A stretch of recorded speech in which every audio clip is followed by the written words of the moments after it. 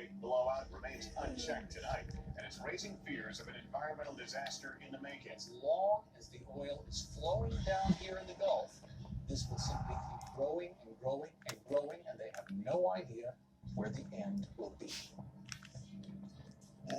How'd you feel? What was your first reaction? It was shocking. And it just got worse as the news unfolded. Of course, the tragedy with lives lost.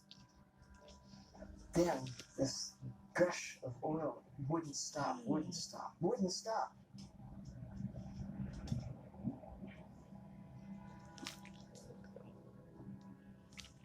When I was a child living in Florida, there was only one offshore oil well in the Gulf of Mexico.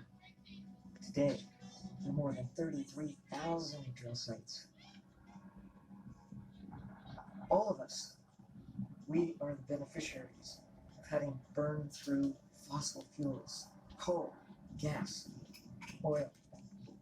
But at what cost?